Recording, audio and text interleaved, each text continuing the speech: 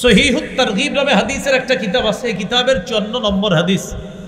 এই হাদিসে আছে ক্বালা রাসূলুল্লাহ সাল্লাল্লাহু আলাইহি ওয়াসাল্লাম ইন্নাল্লাহা হাজাবাত তাওবাতা আন কুল্লি সাহিবি বিদআতিন হাত্তা ইয়াদা বিদআতা। রাসূলুল্লাহ সাল্লাল্লাহু আলাইহি সাল্লাম বলেন, নিশ্চয় আল্লাহ তাআলা প্রত্যেক বেদাতি তার বেদাতি কর্মকাণ্ড না ছাড়া পর্যন্ত তার তওবা আল্লাহ কবুল করবে না যতক্ষণ সে বেদাতি কাজ না ছাড়বে। কোন ব্যক্তি বেদাতি কাজ করেন আর বলতেছেন আল্লাহ মাফ করো মাফ করো মাফ করো, আল্লাহ মাফ করবে না বেদাতি কাজ না ছাড়া পর্যন্ত, আগে ছাড়তে হবে। যে ব্যক্তি বেদাতি কাজ করবে আর যে ব্যক্তি কোনো বেদাতিকে আশ্রয় দিবে, এই জায়গাটা মন দিয়ে শোনেন। যেই ব্যক্তি কোনো বেদাতি কর্মকাণ্ড করবে অথবা কোনো বেদাতিকে আশ্রয় দিবে, উভয়ের উপর আল্লাহর অভিশাপ, ফেরেশতাদের অভিশাপ, দুনিয়ার সকল মানুষের অভিশাপ। সহিহ বুখারীর বর্ণনা 3172 নম্বর হাদিস। এই হাদিসের মধ্যে আছে ক্বালা রাসূলুল্লাহ সাল্লাল্লাহু আলাইহি ওয়াসাল্লাম মান আহদাসা ফিহা হাদাসান আও আওয়া মুহদিসা ফাআলাইহি লানাতুল্লাহি ওয়াল মালাইকাতি ওয়ান নাসি আজমাইন। যে ব্যক্তি বেদাতি কাজ করলো আর যে ব্যক্তি কোনো বেদাতিকে আশ্রয় দিল, একটা হলো বেদাতি কাজ নিজে করলেন, আরেকটা কোনো বেদাতিকে খানকা বানানোর সুযোগ করে দিলেন।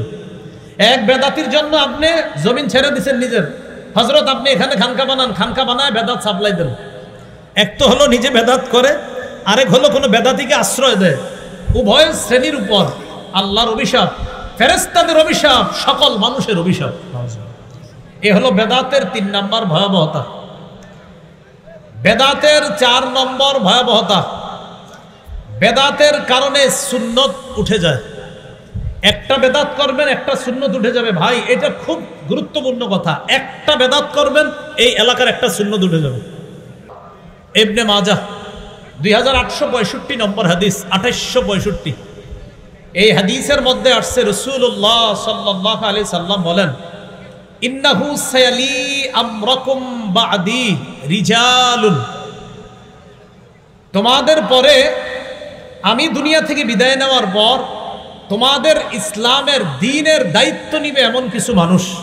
আমি নবী বিদায় নেওয়ার পর তোমাদের ইসলাম ধর্মের দায়িত্বশীল হবে এমন কিছু মানুষ। বুঝাইবে হ্যাঁ ইসলাম ধর্মের অনেক কিছু, এরকম বুঝাবে। এমন মানুষ দায়িত্ব নিবে যেই মানুষগুলা কি করবে, ইউতফিউনা সুন্নাহ, সুন্নাহকে মিটাইয়া দিবে। কি করবে? সুন্নাহকে মিটাইয়া দিবে। ওয়ায়ুহদিসুনা বিদআতান, বিদআত আবিষ্কার করবে। 3 নাম্বার ওয়ায়ুআখিরুনা সলাতা আন মাওয়াকিতিহা, নির্ধারিত সময়ে নামাজ না পড়ে দেরি করে সূর্য ডুবে ডুবে অবস্থায় গিয়ে নামাজ পড়বে। কথার কথা, নির্ধারিত সময়ে নামাজ না পড়ে সময় একদম শেষ, তখন গিয়ে কোনো মতে আল্লাহু আকবার ব্যাস নামাজ পড়বে। তাহলে তোমাদের পরে এমন কিছু লোক দ্বীনের দায়িত্বশীল হবে। আল্লাহ আমাদেরকে হেফাজত করেন। যারা আমরা আলোচনা করি, বিশেষ করে দেখেন আমাদের আলোচনা করার ফাঁকে যাইতে আসতে নামাজ থাকে, তো সাবধানতা অবলম্বন করা দরকার, যেন এমন না হয় যে আমি দ্বীনের এই দায়িত্ব পালন করতে গিয়ে আল্লাহর আমি কোনো বিধানকে ইচ্ছা করে আমি দেরি করতেছি, এটা যেন না হয়। তো নবীজি বলেন তোমাদের ধর্মীয় দায়িত্ব নিবে এমন কিছু মানুষ, ইউতফিউনা সুন্নাহ, সুন্নাহকে মিটাইয়া দিবে। 2 নাম্বার ওয়ায়ুহদিসুনা বিদআ, সুন্নাহ মিটাবে আর একটা বেদাত সৃষ্টি করবে। আর ওয়ায়ুআখিরুনা সলাতা আন মাওয়াকিতিহা, ওই দিনের দায়িত্বশীলরা নির্ধারিত সময়ে নামাজ না পড়ে কোনো মতে শেষ টাইমে গিয়ে কোনোভাবে নামাজ পড়বে। এই কথা নবীজি বলার পর আব্দুল্লাহ ইবনে মাসউদ রাদিয়াল্লাহু তাআলা আনহু বললেন, হুজুর কাইফ, এদেরকে যদি আমি পাই তাহলে কি করব? নবীর সাহাবী আব্দুল্লাহ ইবনে মাসউদ বললেন, হুজুর এই জাতীয় মানুষ যদি আমি পাই তাহলে কি করব? নবীজি ডাইরেক্ট বলে দিলেন, লাইসা তাআতুন লিমান আসাল্লাহ, যে আল্লাহর নাফরমানি করে তার কথা শোনার কোনো প্রয়োজন নেই, যে আল্লাহর নাফরমানি করে তার আনুগত্য করার কোনো প্রয়োজন নাই। এই হলো ভাই বেদাতের ভয়াবহতা, সুন্নাহ মিটে যায় বেদাতের কারণে। আরেকটা হাদিস শুনেন, সুনানি দারিমিতে ইমাম দারিমি রহমতুল্লাহি আলাইহি আনছেন, মুকাদ্দিমার মধ্যে আনছেন 94 নম্বর বর্ণনা। ক্বালা রাসূলুল্লাহ সাল্লাল্লাহু আলাইহি ওয়াসাল্লাম মাবতাদা কওমুন, কোন সম্প্রদায় যখন বেদাতগিরি করে, বিদআতান ফি দীনিহিম, কোন সম্প্রদায় যখন তাদের ধর্মের মধ্যে একটা বেদাত চালু করে, কোন সম্প্রদায় যখন তাদের ধর্মে একটা বেদাত চালু করে, প্রিয় মুরাদনগর এলাকার ভাইয়েরা, আল্লাহর হস্তে বলি, ভালো করে শোনেন, আপনাদের এই এলাকায় কেউ যদি একটা বেদাত নতুন করে শুরু করলো, ইল্লা নাযাআল্লাহু মিন সুন্নাতিহিম সুন্নাতা, আল্লাহ ওই এলাকা থেকে একটা সুন্নত উঠে আনে। একটা বেদাত করবে, একটা সুন্নত উঠে আনে। এই জন্য কোন এই এলাকায় যদি সম্মিলিত কোনো বেদাত চালু হয়, এলাকার ওলামা হযরতরা সম্মিলিতভাবে ওই বেদাতকে প্রতিহত করতে হবে। সম্মিলিত বেদাত হইলে সম্মিলিত প্রতিহত করতে হবে, কারণ একটা বেদাত যদি প্রতিষ্ঠা হয়ে যায়, একটা সুন্নত আল্লাহ উঠায় নেয়। কেমন ভাবে উঠায় নেয়? সুম্মা লা ইউঈদুহা ইলাইহিম ইলা ইয়াউমিল কিয়ামা, ওই সুন্নত কিয়ামতের আগে আল্লাহ ফিরায় দেন। এজন্য ভাই সাবধানতা অবলম্বন করা, একটা বেদাত চালু করবেন, একটা সুন্নত আল্লাহ উঠায় নেবে। এই হলো বেদাতের ভয়াবহতা। 4 নাম্বার গেল। বেদাতের 5 নাম্বার ভয়াবহতা, বেদাতির ঠিকানা জাহান্নাম। নাউজুবিল্লাহ। আবু দাউদের বর্ণনা 4608 নম্বর হাদিস। এই হাদিসে আসছে রাসূলুল্লাহ সাল্লাল্লাহু আলাইহি সাল্লাম বলেন, মাইয়াইশ মিনকুম বাদি, আমার পরে দুনিয়াতে যারা বেঁচে থাকবা, ফাসারা ইখতিলাফান কাসীরা, প্রচুর মতভেদ দেখবা। আমরা কি দেখবো না দেখতেছি? আমার পরে যারা বেঁচে থাকবা প্রচুর মতভেদ দেখবা। আমার আগে উস্তাদ মুহতারাম বলে গেছে যে আমরা এখনো সময় আছে, মুস্তাহাব মুবাহ মতভেদগুলো ছেড়ে আমরা সবাই এক হওয়া এখন সময়ের দাবি। তো নবী বলেন, আমার পরে এমন কিছু মানুষ আসবে, আমার পরে এমন জামানা আসবে, যেই জামানায় তোমরা বেঁচে থাকবা, আর তখন তোমরা প্রচুর মতভেদ দেখবা। তখন কি করবা? আলাইকুম বিসুন্নতি, আমার সুন্নাত আঁকড়ে ধরবা, ওয়া সুন্নাতিল খুলাফাইর রাশিদিন আল মাহদিয়িন, আমার হেদায়েত প্রাপ্ত সাহাবাদের সুন্নাত আঁকড়ে ধরবা। আমাদের অনেক ভাইয়েরা মাশাআল্লাহ মহব্বত করি তাদেরকে, তারা শুধু নবীর সুন্নাত আঁকড়ে ধরে, কিন্তু নবী এটাও বলছে খোলাফায়ে রাশেদার সুন্নাতটা আঁকড়ে ধরতে হবে। এই জায়গাটা কেন আঁকড়ে ধরি না ভাই? যেমন জুমার আজান দুইটা, একটা নবীর সুন্নত আর একটা হযরত ওসমান গনির সুন্নত। হযরত ওসমানের সুন্নত যে ধরতে হবে, এটাও তো নবী বলে দিলেন। নবী তো বললেন আমার সুন্নত আঁকড়ে ধরো, আর আমার খোলাফায়ে রাশেদা, হেদায়েত প্রাপ্ত খোলাফায়ে রাশেদা, তাদের সুন্নত আঁকড়ে ধরো। তো প্রধান যে 4 খলিফার মধ্যে হযরত ওসমান আসেনি, হযরত ওসমানের সুন্নত আল্লাহ রাসূল আঁকড়ে ধরতে বললেন। এই জন্য আমরা ঝগড়া করবো না। 2 আজান সুন্নাহ, এটা ঝগড়ার বিষয় না, এটা বুঝার বিষয়। আল্লাহ আমাদেরকে বুঝার তৌফিক দান করেন। নবী বললেন, আদ্দু আলাইহা বিন নওয়াজিস, মারির দাঁত দিয়ে আঁকড়ে ধরবা, মারির দাঁত দিয়ে আঁকড়ে ধরবা। এরপরে নবীজি বললেন, ইয়াকুম ওয়াল মুহদাসাত, নতুন নতুন আবিষ্কার করা থেকে তোমরা বাঁচো। ফাইন্না কুল্লা মুহদাসাতিন বিদআ, প্রত্যেক নতুন আবিষ্কার যেটা দিনের মধ্যে হবে এটা বেদাত। এটা হলো আবু দাউদের বর্ণনা। নাসাইর বর্ণনায় আছে, ওয়া কুল্লা মুহদাসাতিন বিদআ ওয়া কুল্লা বিদআতিন দালালা, প্রত্যেক নতুন আবিষ্কার বেদাত, আর প্রত্যেক বেদাতের ঠিকানা হলো জাহান্নাম। বলি নাউজুবিল্লাহ। কুল্লা মুহদাসাতিন বিদআহ ওয়া কুল্লা বিদআতিন দালালাহ ওয়া কুল্লা দালালাতিন ফিন্নার। নাসাইতে যদি ইন্না সারা পড়েন তাহলে কুল্লু মুহদাসাতিন বিদআহ ওয়া কুল্লু বিদআতিন দালালাহ ওয়া কুল্লু দালালাতিন ফিন্নার। আল হুরফুল মুশাব্বাহা বিল ফিল যদি আনা হয় আবু দাউদেরটা ইন্না, তাহলে হবে আপনার সবগুলা জবর, না আনা হলে হবে পেশ। তো কুল্লু বিদআতিন দালালাহ, প্রত্যেক বেদাত পথভ্রষ্টতা, ওয়া কুল্লু দালালাতিন ফিন্নার, প্রত্যেক পথভ্রষ্টতার ঠিকানা হলো জাহান্নাম। অর্থাৎ দেখেন, পথভ্রষ্টতার ঠিকানা জাহান্নাম। কয় পথভ্রষ্টকে? কয় যে বেদাতি। কয় বেদাতিকে? কয় দিনের মধ্যে যে নতুন আবিষ্কার করছে, যে নতুন কিছু আবিষ্কার করলো সে কি? বেদাতি। বেদাতি কি? কয় পথভ্রষ্ট। পথভ্রষ্ট ঠিকানা কোথায়? জাহান্নাম। আল্লাহ আমাদেরকে হেফাজত করেন। এইগুলো কুল হাল নুনাব্বিউকুম বিল আখসারিনা আমালার উপর আলোচনা, ওই সূরা কাহফের 103 নম্বর 104 নম্বর যে আয়াতগুলো বললাম। এবার আসি, কবর কেন্দ্রিক কিছু বেদাত করে আমাদের অনেক মুসলমানরা। কি কেন্দ্রিক? এই কবর কেন্দ্রিক বেদাত শিরিক পর্যন্ত পৌঁছায় যায়। আমাদের রফিকুল ইসলাম মাদানী অনেক দূরে যাবে, কিন্তু নেত্রকোনা যাবে। আবার মন থেকে বলতেছেন তো না, আসলে এটা অনেক সময় কি হয়, এটা তো আমাদেরও বুঝতে হবে, অনেক দূর থেকে আসে। কবর কেন্দ্রিক কিছু বেদাত করে, এই বেদাত শিরিক পর্যন্ত পৌঁছায় দেয়। এটা একটু মন দিয়ে শুনবো আমরা। কবর কেন্দ্রিক বেদাত, রাসূলুল্লাহ সাল্লাল্লাহু আলাইহি সাল্লামের একটা হাদিস আগে ভূমিকা স্বরূপ শুনি, এরপর আলোচনায় যাই। আবু দাউদের 4607 নম্বর হাদিস। এই হাদিসের মধ্যে নবীজি বলেন, হালাকাল মুতানাত্তিউন, হালাকাল মুতানাত্তিউন, হালাকাল মুতানাত্তিউন, 3 বার বলছে। সীমালঙ্ঘনকারীরা ধ্বংস হোক, বাড়াবাড়িকারীরা ধ্বংস হোক, বাড়াবাড়িকারীরা ধ্বংস হোক, এটা নবীজি বললেন। এবার দেখেন কবর কেন্দ্রিক বাড়াবাড়ি কি হয়। কবর কেন্দ্রিক বাড়াবাড়িগুলো এমন পর্যায়ে পৌঁছে, ভালো মানুষদেরকে আমরা কবর কেন্দ্রিক বাড়াবাড়ি করি, ভালো মানুষদেরকে কেন্দ্র করে। শাহজালাল রহমতুল্লাহ আলাইহি এদেশে ইসলামের দাওয়াত দিচ্ছে, ওনার কবরকে কেন্দ্র করে বাড়াবাড়ি করে অনেকে, সেটা শিরিক পর্যন্ত যদি পৌঁছে যায়, ওই শিরিক হারাম।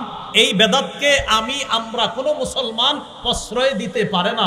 শাহজালাল রহমতুল্লাহ আলাইহি তিনিও যদি আল্লাহ যদি তারে আইনা এই কর্মকাণ্ড দেখাইতেন, তো তার ওই আবেগী ভক্তদেরকে সর্বপ্রথম লাঠি পিটা করে সেখান থেকে বের করতেন, কারণ তিনি ইসলামের দাওয়াত নিয়ে আসছে এই দেশে। তার কবরকে, কবর এটা আমরা অবশ্যই বলি কবর জিয়ারত করতে হবে, মাজার জিয়ারত করব, কোনো সমস্যা নেই, কিন্তু কবরকে কেন্দ্র করে কোনো বেদাত এটা আমরা করব না। যারা করবে তাদেরকে আমরা প্রশ্রয় দিব না, দিতে পারি না। এই জন্য জানেন আমাদেরকে অনেকে ভুল বুঝে, কি কয় জানেন, এরা আল্লাহ ওলির বিরোধী, এরা মাজার বিরোধী। বিষয়টা এমন না, আমরা কোনো আল্লাহর ওলির বিরোধী না, আমরা কবর জিয়ারতের বিরোধী না, আমরা মাজার জিয়ারতের বিরোধী না, আমরা বিরোধী বেদাতের। আল্লাহ বুঝার তৌফিক দান করেন। সহিহ বুখারীর বর্ণনা 427 নম্বর হাদিস। নবীজির 3 বিবি, দেখেন মজার ব্যাপার, এই হাদিসে 3 বিবির কথা। হাদিসের বর্ণনাকারী আম্মাজান আয়েশা সিদ্দিকা, যাদের ব্যাপারে বর্ণনা এরও নবীর আরো 2 বিবি, উম্মে হাবিবা, উম্মে সালমা। সুবহানাল্লাহ। বুখারীর বর্ণনা 427 নম্বর হাদিস। আম্মাজান আয়েশা সিদ্দিকা বলেন, আন্না উম্মে হাবিবা ওয়া উম্মে সালামা, উম্মে হাবিবা এবং উম্মে সালামা তারা দুইজন, এরা কি করছে, এই দুইজন জাকারাতা কানিসাতান, এই দুইজন একটা গির্জার কথা উল্লেখ করেছে। উম্মে হাবিবা উম্মে সালামা এই দুইজন একটা গির্জার কথা উল্লেখ করেছে, একটা গির্জা তারা দেখছে। এই গির্জাটা কি, কোথায়, বিল হাবাসা, হাবশায়, একটা গির্জা হাবশায়। আচ্ছা ভালো কথা, তো এখানে গির্জা হাবশায়, তো সমস্যা কি? তো তারা গির্জায় যে হাবশায় যে গির্জা দেখছে, দেখার পর দেখছে ফিহা তাসাবির, ওই গির্জার মধ্যে অনেক ছবি, অনেক মূর্তি। হাবশায় একটা গির্জা দেখছে, গির্জার মধ্যে ছবি, মূর্তি। ফাযাকারাতা লিন-নবী সাল্লাল্লাহু আলাইহি সাল্লাম, ব্যাপারটা আল্লাহ রাসূলকে জানাইলেন, হুজুর হাবশায় একটা গির্জা দেখলাম, গির্জার মধ্যে কিছু ছবি দেখলাম, ভালো মানুষের ছবি, ঘটনা কি? নবীজি বললেন, শোনো, ইন্না উলাইকা ইযা কানা ফীহিমুর রাজুলুস সালিহু ফামাতা বানাউ আলা কবরিহি মাসজিদা। অতীত জামানার মানুষের নিয়ম ছিল, এই তাদের মধ্যে কোনো ভালো মানুষ যদি মারা যায়, ওই ভালো মানুষ মারা যাওয়ার পর তারা ওই ভালো মানুষের কবরের উপর একটা সেজদার স্থান বানাইতো, বলি নাউজুবিল্লাহ। বানানোর পর অসগরু ফীহি তিলকা সুওয়ার, বানানোর পর ওই ভালো মানুষদের কিছু ছবি, কিছু মূর্তি ওই সেজদার স্থান যেখানে মসজিদ বানাইতো, যেখানে এটার ভিতরে স্থাপন করতো। নিচে শোয়া কারা? বুজুর্গরা, উপরে তাদের ছবি। নিচে কবর হলো বুজুর্গদের, ভালো মানুষদের, উপরে আবার তাদের ছবি, এগুলো মসজিদে লাগাই রাখতো, মূর্তি বানায় মসজিদে স্থাপন করে রাখতো। রাসূলুল্লাহ সাল্লাল্লাহু আলাইহি সাল্লাম বলেন, উলাইকা শিরারুল খালকি ইনদাল্লাহি ইয়াউমাল কিয়ামা, তারা হলো কিয়ামতের ময়দানে সৃষ্টির সবচেয়ে নিকৃষ্ট হবে, বলি নাউজুবিল্লাহ। তাহলে আমি আবার বলছি, নবী বলেন, যারা ভালো মানুষকে কেন্দ্র করে তাদের কবর বানায়, ওই ভালো মানুষের কবর বানানো দূষণীয় না, অন্যায় না। কবর বানানোর পর সেটার উপর যদি কোনো মসজিদ বানায়, আর ওই মসজিদের মধ্যে মূর্তি, ছবি ইত্যাদি স্থাপন করে, আল্লাহ রাসূল বলেন এরা কিয়ামতের ময়দানে সবচাইতে নিকৃষ্ট সৃষ্টি হবে, নাউজুবিল্লাহ। তাহলে এই জানলাম, ভালো মানুষকে কেন্দ্র করে কবর বানানো কোনো সমস্যা না, তার কবর জিয়ারত করা সমস্যা না, কিন্তু ওই ভালো মানুষের কবরকে কেন্দ্র করে কোনো ধরনের উল্টা পাল্টা কর্মকাণ্ড করা যাবে না, করতে দিব না। যারা করবে মুখে প্রতিবাদ করব, করতেই থাকবো। আমাদেরকে ওয়াহাবি বা যাই বলা হোক না কেন, বেদাতের বিরোধিতা করছি, করব, করতেই থাকবো। বেদাত তো বেদাত। এইগুলো আপনার কবর কেন্দ্র করে একটা বর্ণনা। আর একটা বর্ণনা মুসনাদে আহমদের বর্ণনা। আব্দুল্লাহ ইবনে মাসউদ রাদিয়াল্লাহু তাআলা আনহু বলেন, সামি'তু রাসূলুল্লাহি সাল্লাল্লাহু আলাইহি ওয়াসাল্লাম ইয়াকুল, ইন্না মিন শাররিন নাস মান তুদরিকুহুমুস সাআ ওয়া হুম আহইয়া ওয়াল্লাযীনা ইয়াত্তাখিযুনাল কুবুরা মাসাজিদা। আব্দুল্লাহ ইবনে মাসউদ রাদিয়াল্লাহু তাআলা আনহু বলেন, আমি রাসূলুল্লাহ সাল্লাল্লাহু আলাইহি সাল্লামকে বলতে শুনেছি, রাসূলুল্লাহ সাল্লাল্লাহু আলাইহি সাল্লাম বলেন, নিশ্চয় মানুষের মধ্যে সবচাইতে নিকৃষ্ট মানুষ হলো তারা যারা জীবিত থাকা অবস্থায় কিয়ামত আসবে। তারা হবে সবচেয়ে নিকৃষ্ট যারা জীবিত থাকা অবস্থায় কিয়ামতটা আসবে, তারা সবচেয়ে নিকৃষ্ট। আর কারা? ওয়াল্লাযীনা ইয়াত্তাখিযুনাল কুবুরা মাসাজিদা, আর যারা কবরকে সেজদার স্থান বানায় তারা হবে সবচেয়ে নিকৃষ্ট। তাহলে নবী কয় শ্রেণীর সবচেয়ে নিকৃষ্ট বলল? দুই শ্রেণী। এক, যারা জীবিত থাকতে কিয়ামত তাদের কাছে আসবে। আরেক হলো যারা কবরকে মসজিদ বানায়, কবরকে সেজদার স্থান বানায়, তারা সবচেয়ে নিকৃষ্ট। আল্লাহ আমাদেরকে হেফাজত করেন। সহিহ বুখারীর 435 নম্বর হাদিস। এই হাদিসটি মন দিয়ে শুনি। নবী ইন্তেকাল করার সময় লাম্মা নুজিলা বিরাসূলিল্লাহি সাল্লাল্লাহু আলাইহি ওয়াসাল্লাম, আল্লাহ নবী যখন ইন্তেকাল করবে মুমূর্ষ অবস্থা, কানা ইয়াতরাহু খাবিসাতান আলা ওয়াজহিহি, নবী তার মুখের উপর একটা কাপড় দিস। ইন্তেকালের সময় মুখের উপর একটা কাপড় দিস। খামিসাতান আলা ওয়াজহিহি, মুখের উপর একটা কাপড়, নবীজি এই মুখের উপর একটা কাপড় দিস। ইন্তেকাল করবে ওই সময় মুখে একটা কাপড় দিছে। ভাই খুব মন দিয়ে এই জায়গাটা। ফাইদা তাম্মা, নবীজি যখন মুমূর্ষ অবস্থা, কঠিন শ্বাস যায় যায়, প্রাণটা বের হবে হবে নবীর, ওই মুহূর্তে কাশাফাহা আন ওয়াজহিহি, কাপড়টা চেহারা থেকে সরাইস। চেহারা মুবারকের উপর কাপড়টা দিস। নবীজির প্রাণ যাবে যাবে ওই মুহূর্তে চেহারা মুবারক থেকে কাপড়টা সরিয়েছে। সরানোর পর রাসূলুল্লাহ সাল্লাল্লাহু আলাইহি সাল্লাম বললেন, লা'নাতুল্লাহি আলাল ইয়াহুদি ওয়ান নাসারা, ইহুদিদের উপর অভিশাপ, খ্রিস্টানদের উপর আল্লাহর অভিশাপ, ইহুদিদের উপর আল্লাহর অভিশাপ। কয় কেন? ইত্তাখাযু কুবুর আমবিয়াইহিম ওয়া সালিহিহিম মাসাজিদা, এরা তাদের নবীদের আর নেককার মানুষদের কবরকে তারা সিজদার স্থান বানিয়েছে, তাদের উপর আল্লাহর অভিশাপ, তাদের উপর আল্লাহর অভিশাপ। ইহুদিরা তাদের নবীদের কবরকে সিজদার স্থান বানিয়েছে, খ্রিস্টানরা তাদের নবীদের কবরকে সিজদার স্থান বানিয়েছে, ভালো মানুষদের কবরকে সিজদার স্থান বানিয়েছে, তাদের উপর আল্লাহর অভিশাপ। এই কথা বইলা ইউহাজ্জিরু মা সানাউ, তারা যা করে এটা যেন আমার উম্মত না করে। মুমূর্ষ অবস্থা, রাসূল ইন্তেকাল করবে করবে ওই মুহূর্তে এই কথা বলে গেছে। হ্যাঁ, কত গুরুত্ব। চেহারা কাপড় সরায় বলতেছে, এই শোনো শোনো, ইহুদিদের উপর অভিশাপ, খ্রিস্টানদের উপর অভিশাপ, তারা নবীর কবরকে সেজদার স্থান বানাইছে। কি বুঝাইছে? আমিও ইন্তেকাল করব, আমার কবরে কিন্তু এরকম বানাইব না। নবীজি বুঝাই গেছে।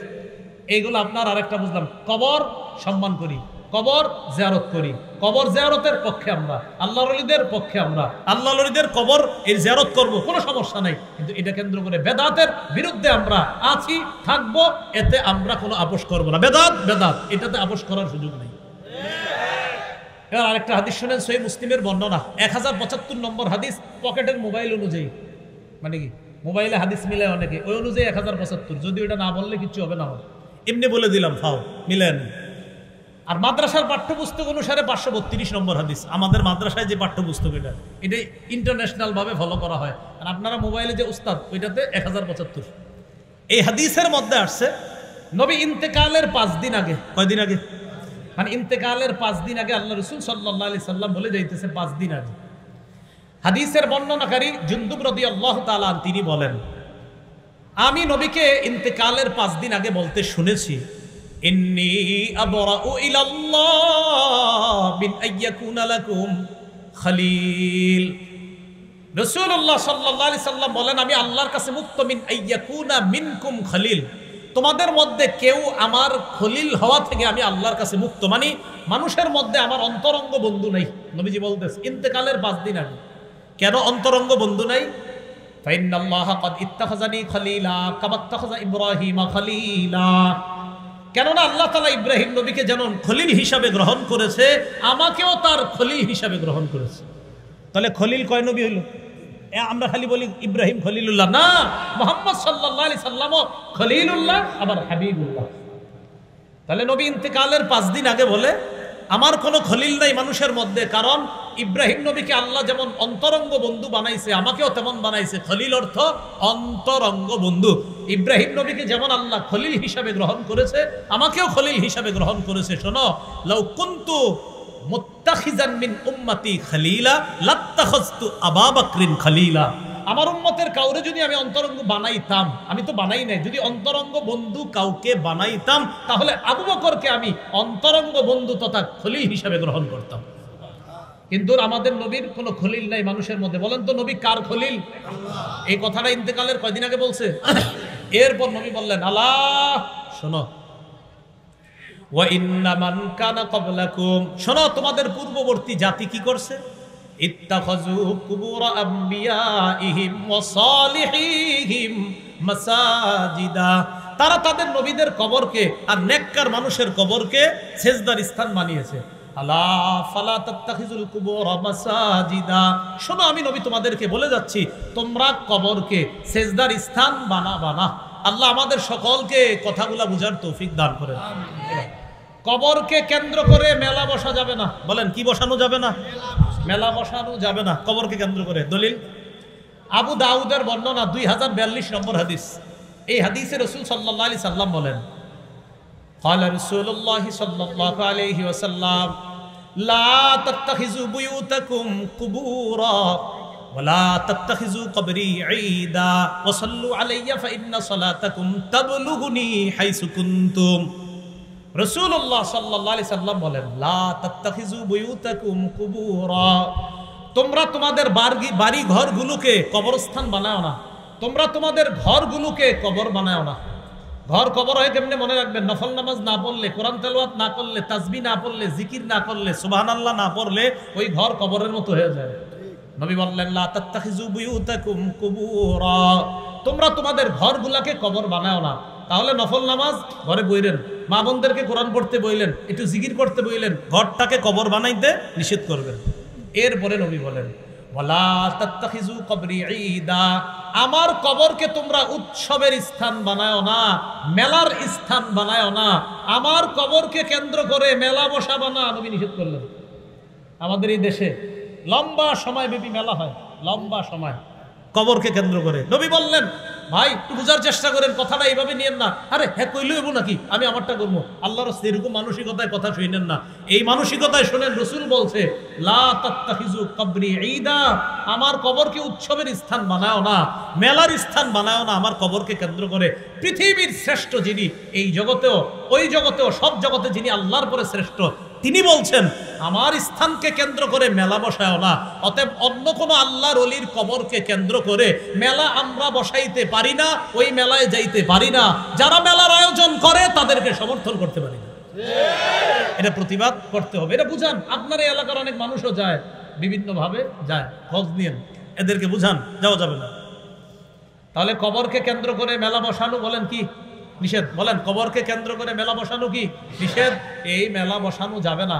তাহলে আমরা এই জাতীয় কর্মকাণ্ড থেকে নিজেরা বেঁচে থাকব, অন্যরাও যেন বেঁচে থাকে, আমরা এই জন্য চেষ্টা করব, বলি ইনশাআল্লাহ। তাহলে কবরকে কেন্দ্র করে মেলা বসানো যাবে না, কবরকে কেন্দ্র করে কোনো ধরনের বেদাত করা যাবে না। বেদাত করলে ওই বেদাত তাকে শিরিক পর্যন্ত পৌঁছে দেয়। এই জন্য আমরা কোনো ধরনের বেদাতি কর্মকাণ্ড নিজেরাও করব না, অন্যরা যদি করে তাকে বুঝিয়ে শুনে বেদাত থেকে আমরা বিরত রাখার চেষ্টা করব।